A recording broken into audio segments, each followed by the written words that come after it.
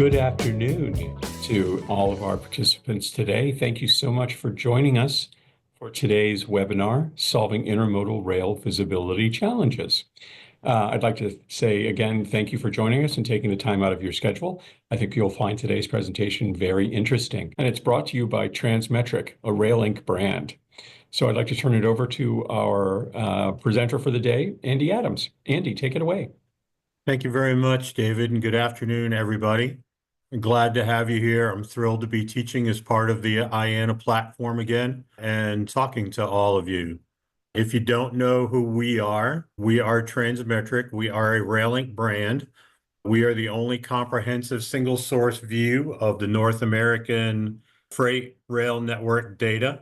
We are part of RailLink, and we use all of RailLink's back-end systems for our data. RailLink is the trusted steward for the rail industry with their data. We have integration with all the Class 1 railroads, all the short lines. We're a hub for waybills and industry data. Like I said, if you don't know who I am, some of you have met me already, but my name is Andy Adams. I'm a senior solutions engineer here for Transmetric, which means I spend a lot of my time supporting our team with customers. I do a fair amount of data science and data analysis, and I also get to teach both inside RailLink, Transmetric, and for our customers and in the industry. I've been at RailLink for 19 years now. I came on the IT side with an IT background and came specifically to RailLink so one day I could join the business side and marry my avocation with my vocation, as I'm an avid follower of the rail industry. I spend nearly all of my days helping to solve problems for shippers, 3PLs, freight forwarders, ports, and the other customers who use our services. We primarily offer a shipping and management visibility platform, which offers single source visibility. If you own equipment, we also have maintenance and repair operation, and we do a lot of fleet reporting and analytics. Later in the presentation, I'll be talking about some key performance indicators that we help folks in the intermodal space manage their data with. So I'll go through today. I'll first cover some common terminology for you. For those of you who might not know some of the terms in the industry, I'll talk about how intermodal rail event reporting works, the mechanics behind it. We'll cover some key performance indicators that you should know in your data and helping you solve your data. And we also have some frequently asked questions, and we should have plenty of time towards the end of the presentation to take other questions you have for anything that I don't handle. So with that, we'll get into some common rail terminology. For those of you who don't know or are fairly new to the industry, the rail industry, the intermodal industry tends to talk in acronyms and terms a lot. Some of the common terms that you'll hear are ISO or international.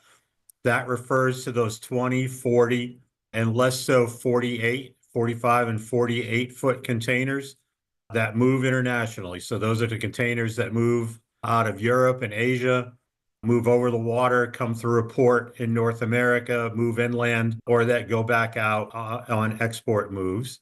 Sometimes you'll hear, if you follow Larry Gross or join the Larry Gross webinars, you'll hear Larry use the term IPI quite a bit.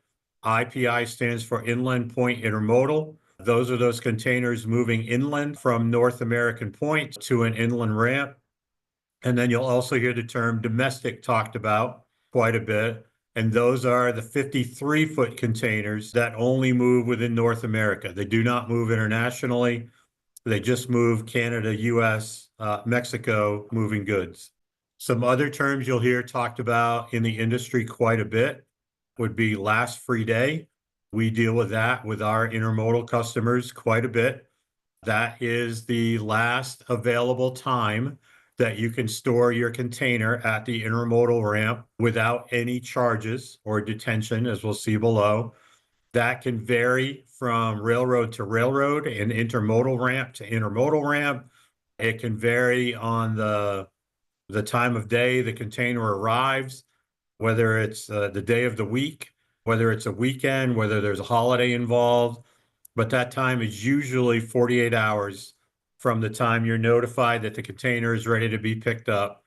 And those charges start after that 48 hours. Those charges are referred to as detention in the industry. Those are those charges that pile up after the last free day has expired and passed. It's usually calculated daily. How it's calculated and how much it is, again, depends on the railroad and the location it's at. Some of the ramps that have lots of traffic come in, like a Global 4 in Chicago or in Kansas City, Logistics Park, Kansas City, you may get less time and the charges may be more because they move so many containers and the real estate is limited at those places. You're going to hear the term when you get into intermodal, you're going to hear the term ramp used quite a bit for a rail ramp. That term dates back to the days when containers were actually driven up ramps, or trailers were driven up physical ramps onto the rail car. And so the intermodal facilities over time just became referred to as ramps. You'll also hear them called terminals. When you come inland, these are the inland locations where containers are loaded and unloaded. They are most often standalone facilities that are close to interstate highways. Sometimes, as in the case of like a Bedford Park in Chicago, they're right next to Clearing Yard in Chicago, and they could be coterminous. And there you see below some of the characteristics of those ramps, where they'll have entrance and exit gates, arrival and departure yards for their trains, loading, unloading tracks, storage facilities, roadability areas, which are for repairing chassis or containers, and they may do some storage of trailers and chassis also.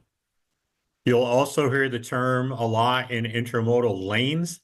Intermodal talks in terms of lanes and that containers just can't move over any track, or at least double stack trains can't just move over any track out there. So the railroads operate their service in lanes, like a Global 2 to Chicago or a Long Beach to Chicago, maybe a Jacksonville to Memphis. Those are defined lanes and services that the railroad schedule, where you get your containers through the gate. They maintain schedules in those lanes and give you a schedule, typically like a second day or third morning for when your container should arrive at those areas. Some of the larger metropolitan areas, like a Chicago, can have more than one intermodal ramp, even for a single railroad, and they usually have multiple lanes available for you to ship in and ship out of. So let's move on to how intermodal rail visibility actually works and some of the events that you could see in the trip. So just as a reminder, when we're talking about how intermodal shipments move, when we talk about import or export intermodal moves, we're talking about a transaction where there's an ocean carrier on one end and a motor carrier on the other.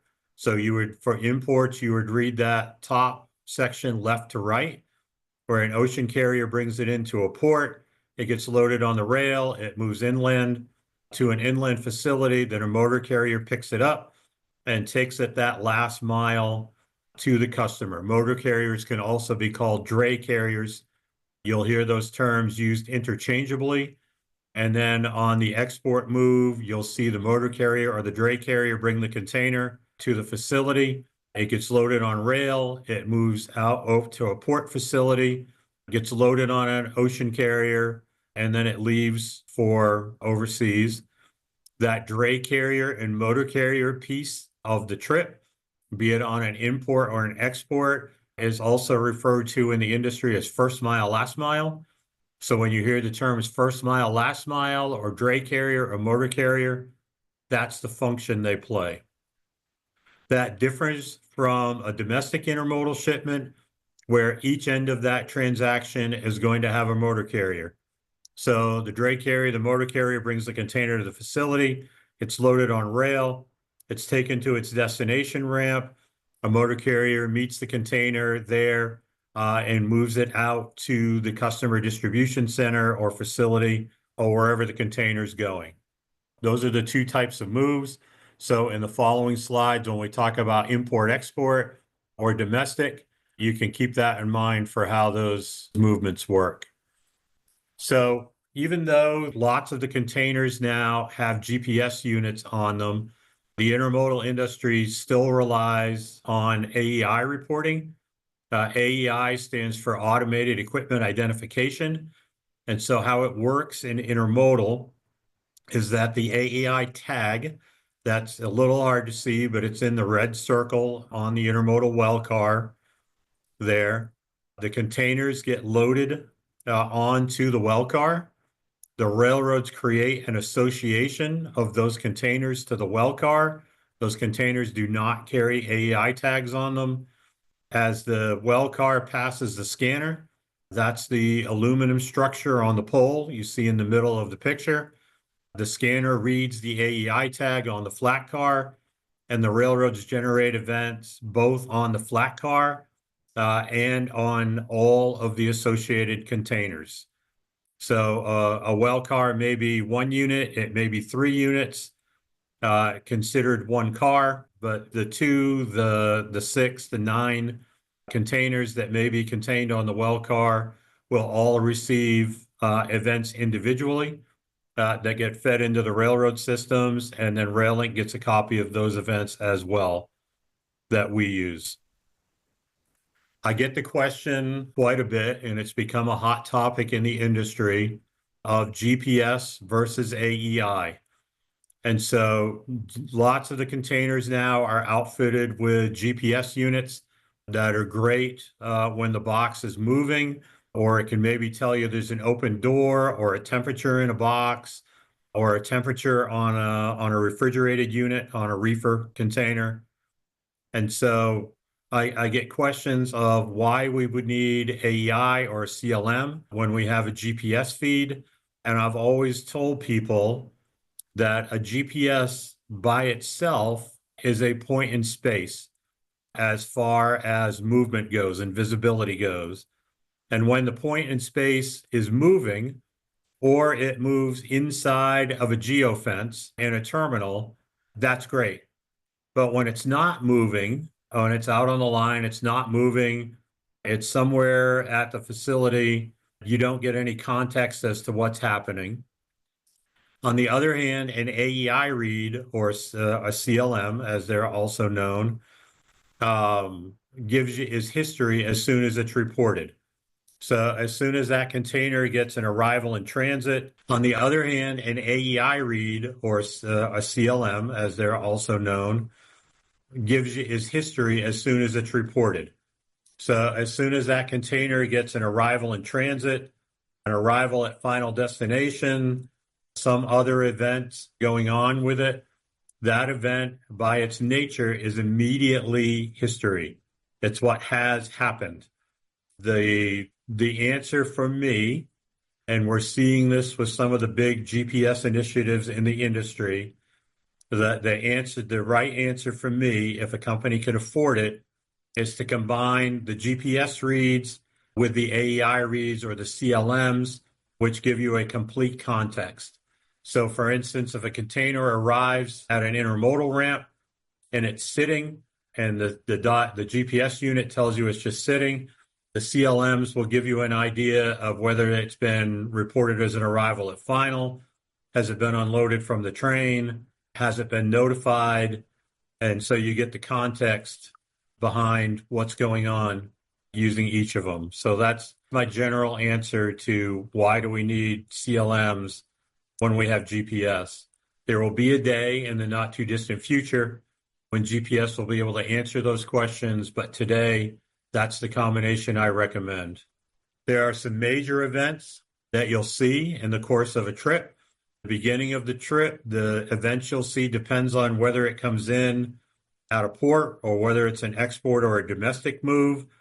But you'll see an interchange from a port carrier a load on the train, a first departure from origin, on an import move when it comes in through a port, on an export or domestic move, you're going to see an interchange from the motor carrier, an in-gate, a ramp, which stands for loaded on the train, and that first departure. As the container moves, you'll see departure and transit events or passing events or arrival events. Those are the lion's share of the events that you'll see in a trip. There are two different kinds of interchange. If a container needs to be interchanged, there is a steel wheel interchange, which means the railroads interchange the entire rail car with the containers on it between themselves. But there are lots of yards and interchanges in the Chicago metro area where those intermodal ramps are not a coterminus. And so in those cases, you'll see a rubber tire interchange, or what's referred to as a rubber tire interchange. And so if, for example, if you have a container that's moving from Los Angeles to Columbus, you'll see UP come in, load the container, move the container into Chicago. The container will arrive in Chicago, come off the train, go on to a motor carrier. A motor carrier will take it out the gate, move it across the city, back in the gate at the next carrier, reload it on the train, and in this case, NS would move it to Columbus. And so that rubber tire interchange is the sequence you'd see for that interchange in the data. And then finally, at the end of the trip, on an export trip, the containers going out the coast, you'll typically see an arrival at final destination and the removal of the container from the train. And on an import or domestic shipment, you would see arrival at final destination, the removal of the container from the train. That's a deramp event or grounding in the industry. You'll see a notification event that tells you the container is ready to be picked up. Then you'll see an outgate and an interchange to the motor carrier. So those are the major visibility events you would get in CLMs in the trip of a container. How many events you'll see in the reporting is entirely dependent on which railroad it's moving on and what lane it's moving in the length of the haul. For those containers moving inland from the West Coast and vice versa for export moves, you could typically see between 80 and 130 different arrival, departure events on a container. So if you like granularity in your reporting data, or you're dealing with customers that like granularity and like to know where the container is and what's happening, you can use those events. On the East Coast inland and vice versa, that number can be as few as 10 and as many as 50, depending on the lane. A really short lane, as an example, would be Charleston, the Port of Charleston, to the inland port at Greer in South Carolina. Those trips, you're not going to see many events. That usually runs as a daily service when they load it up and gets there inside a day. If you're talking about Vancouver, Chicago, Seattle to Minneapolis, Seattle to Chicago, Los Angeles to Chicago, Los Angeles to Dallas, you're going to see more on the order of 100 or more different reporting events in the CLMs. We talked about the two different kinds of interchange events that you'll see in a trip, where you get that steel wheel interchange, where they have co-located tracks, where they can interchange the container while it stays on the rail car, and the rubber tire interchange being unloaded onto a truck, taken across the city, and reloaded on the train. Some of the critical events you'll see in the trip that we refer to as critical events, you're going to see what most customers want to see is that in-gate, is that container arrive at the rail ramp, so they know when their dray carrier, when their driver has gone through the gate. And you could see two separate types of in-gates. That HHAR is just the normal in-gate when a motor carrier arrives at the facility. And then that HIGT in-gate is the in-gate event you'll see in a rubber tire interchange sequence. The next event, the critical event, is the ramp event. That refers to the container being loaded onto the train. That does not mean it has left yet.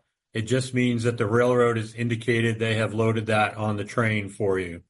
At the end of the trip, these are the events that we found our customers really deem critical for managing their shipments. Is that arrival at final event.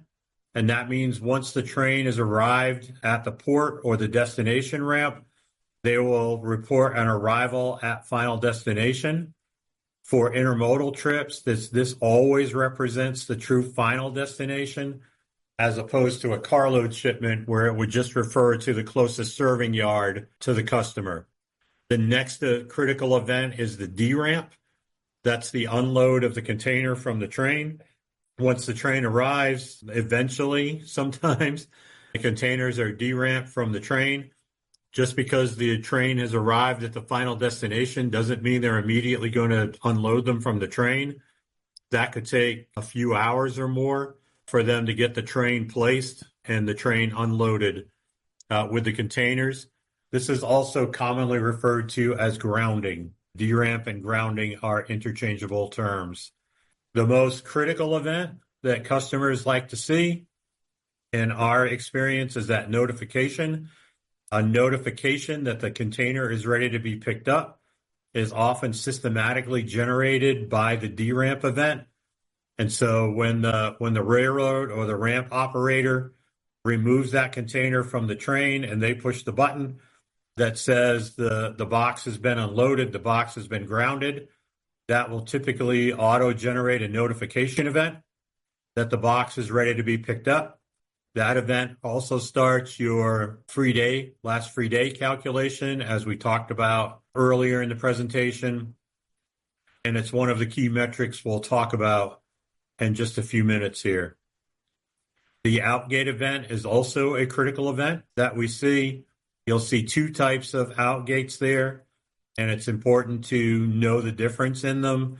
But many of our customers, the immediate thing they want to know is when did the driver go out the gate, right? And we talked about last free day, after notification and the number of hours, that time that the driver took the container out the gate ends any calculation of demurrage charges or any detention charges on the container. There are two types of intermodal outgates. That HADR is the most common one. That's just the average departure when an import box comes in and goes out the gate. And then that HOGT event is the outgate you see at the beginning of a rubber tire interchange. So you know when it goes out the gate. In that case, it's not heading for a customer distribution center. It's headed for the next rail intermodal ramp to be loaded on the train. Let's talk a little bit about some key performance indicators that we see in our data. So here's a look at what the Transmetric platform looks like in action. This is some live data information that we've created. The platform allows us to set up various conditions to track your containers. It works kind of like a logic statement where you would say, show me all my containers where this is true, and this is true, and this is true, or not true. It allows us to create scenarios that will alert you when you have conditions that you need to pay attention to. These are easily set up by you or by us. And some of the more common ones that we deal with, dwell, certainly. As your containers are en route, you need to know when your containers are not moving for some reason. And so as they're en route, they get into an intermodal ramp, they get put into a siding, maybe a train picked a switch and derailed a little bit. There was some sort of mechanical problem en route for the shipment. You can build views and performance indicators in the platform that say, show me all of my containers that are in transit and haven't moved for 48 hours. So you can just click on that view. You can look into that view and get an easy list of all those containers that should be en route to you and aren't moving for whatever reason. You can also schedule these views to be sent to you, and they'll run an update. Maybe the most common one that our intermodal customers set up for is that detention view. So what a lot of them do is set up a view that says, show me all of my containers that have gotten an arrival at final event and have been unloaded from the train and received a notification event. It's a little bit of an eyesore, but if you can see in the metric there, you see that event description is placement constructive. In the rail industry, they use placement constructive and notify terms interchangeably. And so what this shows you is all of your containers that have been notified, so they're ready to be picked up. It's been 48 hours since that time. Those are containers that you're going to know you might need to address and get some attention to before they pile up detention charges. Again, these views can be scheduled to your box, and it will help you manage those challenges you have. Maybe your driver's not showing up. Maybe the driver's had a problem that's assigned to the box. That's an indicator of something you need to pay attention to. Another key performance indicator that everybody wants to know is ETA, that arrival at the final destination, when that box is going to arrive. When I teach about intermodal internally, and a lot of times for customers, I always say the three most important things to an intermodal customer are ETA, ETA, and ETA. And if there was a fourth, it would be ETA, right? Knowing when that container is going to get there is all important, and knowing when the driver can be scheduled to come meet the box. And so having those times, having an accurate idea of when that's going to happen prevents you from misscheduling your drivers to come get the equipment, to come get the container out of the yard. The last one to know is that a lot of customers use is that arrival at final event. The arrival at final is that event that signals the container has arrived at the final destination ramp, but has not yet been unloaded from the train. As we talked about, it could be some hours or even a day or two, depending on the railroad and the ramp. We've seen conditions vary across the rail industry, and that very much has to map to the traffic that's going on. So if a railroad has a surge of traffic, like what we're seeing now through the West Coast, and containers built up, and you have a lot of containers moving inland that you have to get inland and get cleared, those can back up at a destination ramp. And so you need to know that your container has arrived, but has not yet been unloaded from the train. And so you don't see an arrival event and then send your driver to pick it up thinking it's immediately going to come off the train. This will allow you to see those containers and make decisions on them.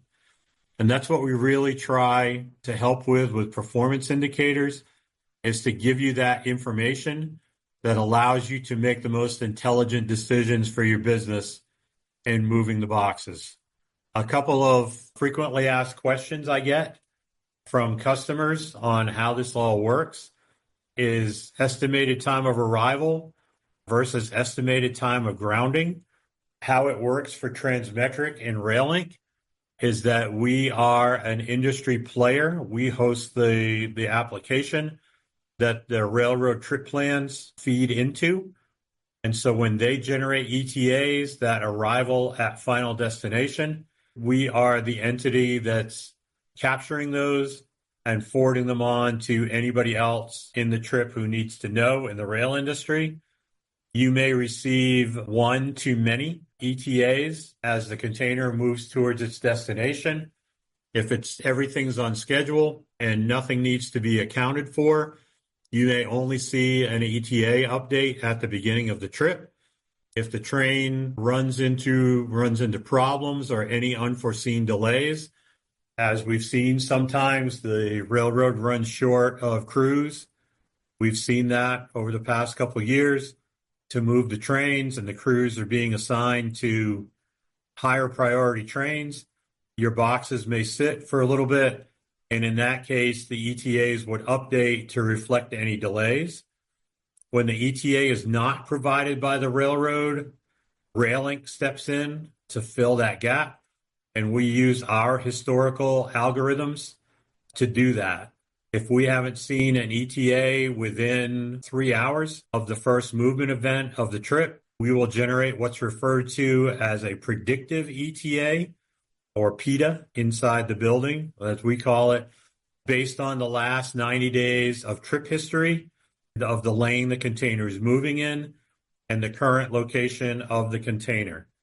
There can be one to many of those updates during a trip, depending on the circumstances.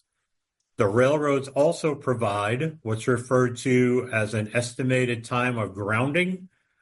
This is different from the estimated time of arrival. The estimated time of arrival is typically measured to when that container is going to arrive at the inland ramp. And the estimated time of grounding is their estimate for when the container is actually going to come off the train and be made ready for pickup. You get those at the beginning of the trip, and they can also be updated during the course of the trip. One of the most frequently asked questions we get in the intermodal space is around last free day and pickup numbers. And so those do not come as part of normal data feeds unless you satisfy a couple of conditions for the railroad, mostly due to what party are you in the shipment. So if you're the shipper, the consignee, the notified party on a waybill, that's typically they can give you the pickup number and the last free day information. But if you're not, that may be a railroad by railroad determination. Pickup numbers are treated with some secrecy around them in the industry. And the reason they do that is to prevent theft of the container.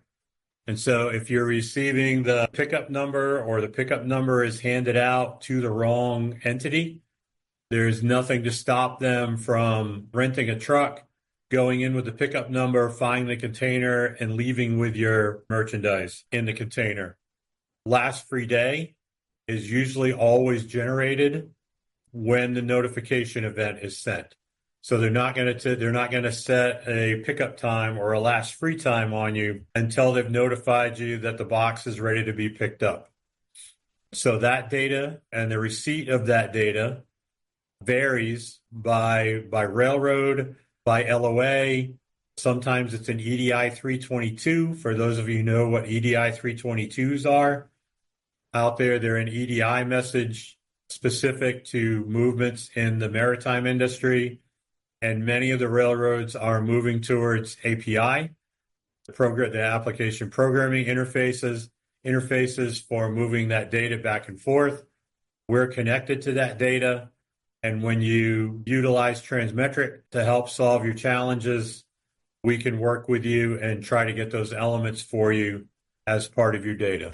Also, at the end, we'll stop for questions in a minute here. When the deck is made available for you, I've included a number of terms, other terms at the end, not just the ones that I've talked about.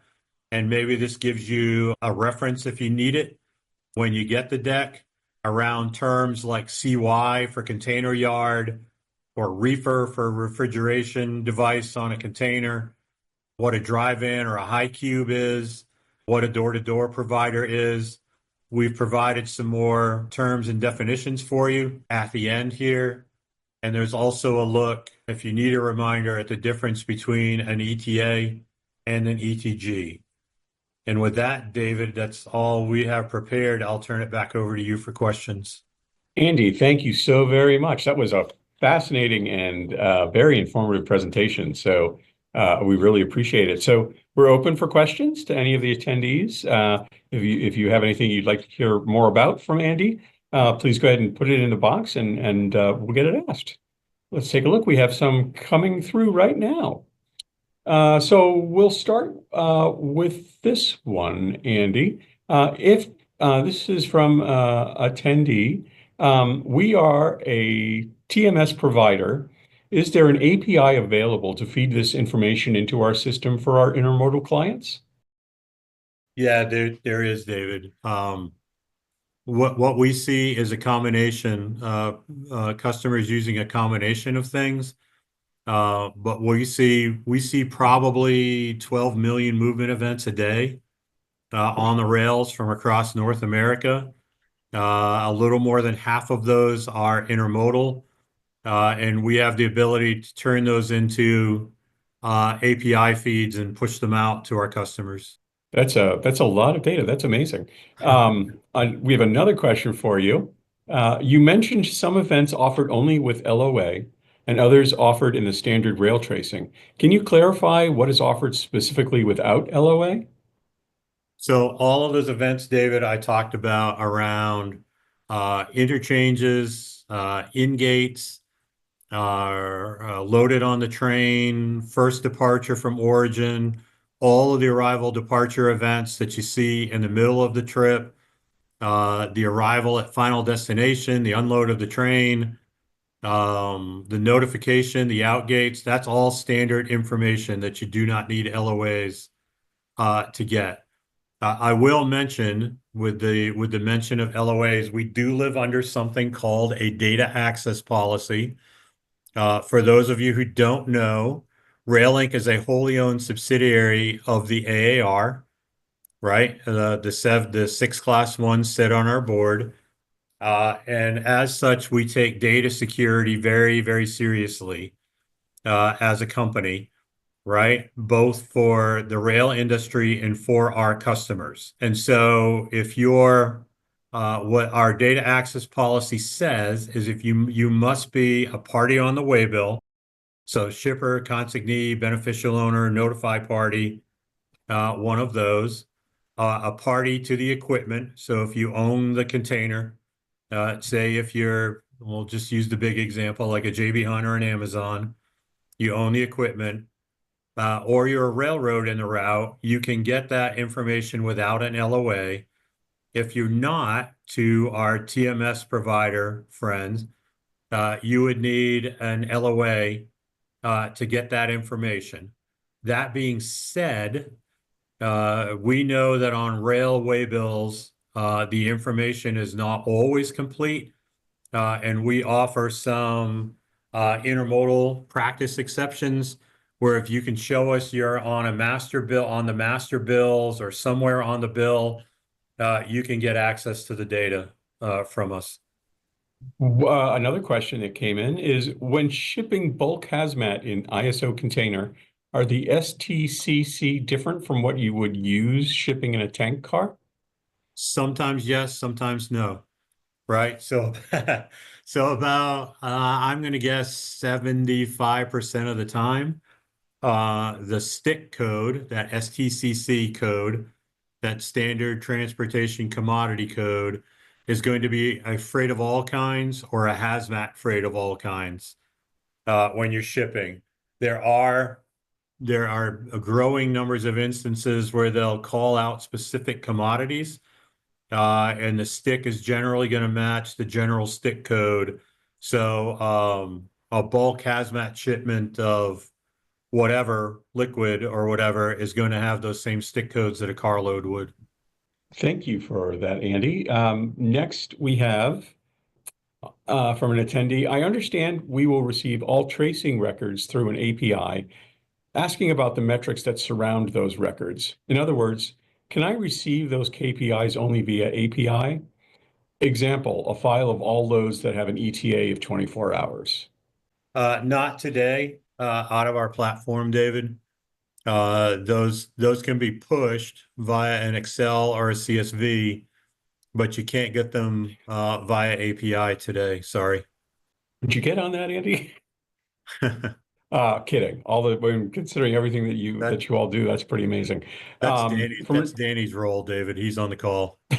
So Danny, you can get on that, please. Danny, next time we do a webinar, expect progress on that. From another attendee, is there any event or identifier for when the carrier gets to the facility to pick up the product? The motor carrier, I'm assuming. Yes. Yes. Okay. I believe I'm going to assume too that the word motor should be in there before carrier. Right. Not in our data, David, when they go through the gate. We do not receive any of the gate data per se, like a J1 or a driver sheet or a DVIR or anything like that. We see mainly when the container goes in and out the gate, and in some reporting when the chassis goes in and out the gate as well. And thank you for clarifying that. And is there a way to identify international containers being used domestically? Yes, absolutely. On the rail waybills, I'm gonna geek out when you hear a little bit of EDI. On the railway bills, there is a route segment on there that describes what waybill route the container is going to take. As part of that information, there is something called an intermodal plan code or an intermodal service code that the railroads will use. It's part of the standard X12 EDI 417 waybill documents, and they'll use a number somewhere between 20 and 87 on there, and it will describe the various domestic and international movements, like truck or rail truck on there. And we use that to identify we've done it for a number of customers now to identify their 20s and 40s that are just moving in domestic service. Normally, you would see that with empty relocation moves, or repositioning moves. But there are quite a few that move in internet in regular service, in domestic service. The trick, David, in some of those domestic moves when you identify containers is literally to remove the garbage. Right? Because there are a number of old, beat up 20-foot containers, 40-foot containers that don't move internationally anymore and are just used in garbage or recycling service on trains. And those operate more like carload shipments than intermodal shipments. That's a lot of you really did geek out. That's impressive. I'd actually really enjoy seeing the list of codes from 20 to 87, you say, Yeah, I of can all the send it to different. you. I mean, there's a lot of variety in there. Yeah, we do. We have to do a lot of that because of our expertise here and the amount of data we get. We can do things like identify 20s and 40s moving in domestic service. We can identify which of those boxes are refrigerated, are reefers. We have a number of customers who use that information, and it's usually we're telling them things quicker as far as like a reefer that's dwelling or sitting too long, and it allows them to take action either with gas or battery or whatever it takes to keep their load from spoiling. And so we help many large customers with that as well. That's fantastic. Another question from the attendees. Could you confirm the CLMs that come in the beginning of an import-export move from ocean carrier to port facility to rail? Specifically curious about the ocean side. And so today, Railink Transmetric doesn't receive the ocean data.